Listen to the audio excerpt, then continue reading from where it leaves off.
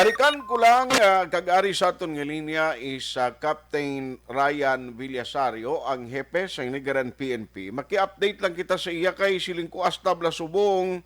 Doon nabudayan ako sa pag-reconciles ko, galingon ko sa itong mga statement ginbuyan sang upod ni Police Corporal atong si Police Corporal Nestor Madelo. Di kundi ang driver tong upod niya ang tanod nga si Constancio Canoy Jr. Anong latest developments ni? We have Sir Captain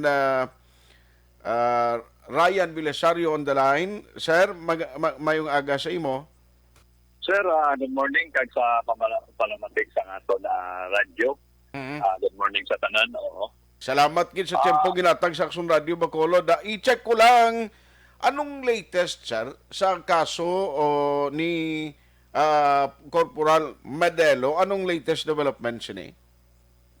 Actually, sir, nakafile na ta sa case against ang aton suspect na si Constancio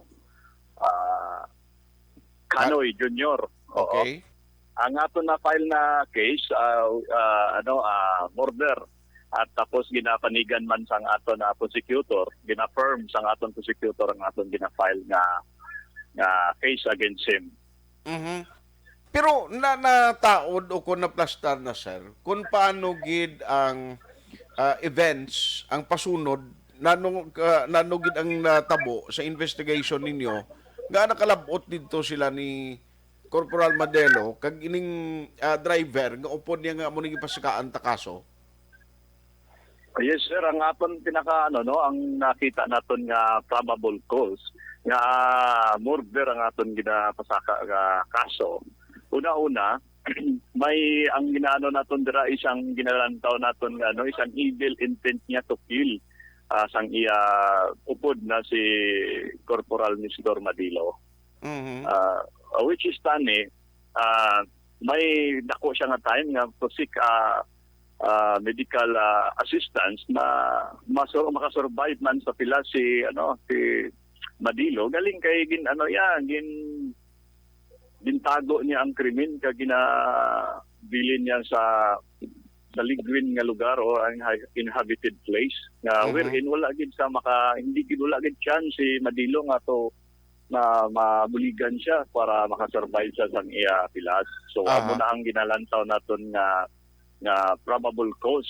Mhm. So ang ginaano naton dira is intention niya. So pasok sa naton sa mga aggravating kag qualifying circumstance nga naton nga murder. Mhm. Mhm. Yes.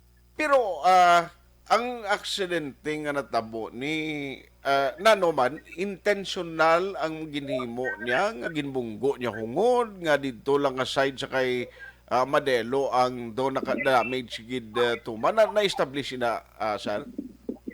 Amo na ang ginabasihan man naton sir nga didto lang gid sa driver sa passenger seat nga wherein didto gapungko si Corporal Madilo. So amo nang ginalantaw naton nga probable cause nga intention niya nga siguro banggaya. So defense na sa iya kung paano niya Depensahan. i-depensahan ang iya kaugalingon dito sa court, Okay. sa trial court. So Aha. Pero why sir may establish may mga opponents lang nga iban samtang nga travel sila o duwa lang gid sila ni sang pulis? actually sir sa ang aton mga witness kag mga ebidensya nga nakuha, wala siya sang upod, siya lang gid kag si Madilo. Base naman na sang aton mga witnesses sa area. So siya lang gid wala ta sang iban nga na anuhan nga may upod pa siya nga iban. Kundi sila lang gid nga duwa. Base man sa mga witnesses naton nga na istorya. So bali matabo sini. Dira lang nga na temporaryo si Canoy sa inyo police station, sa inyo detention cell or hulaton kung di ni siya i-kuan sa korte, i-turnover?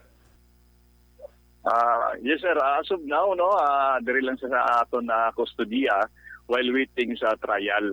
And then wait lang ta sang sang court if ma-silo siya sa actually temporary lang ang kustodya naton, ma-transfer siya sa either sa mga BGMP naton. Aha.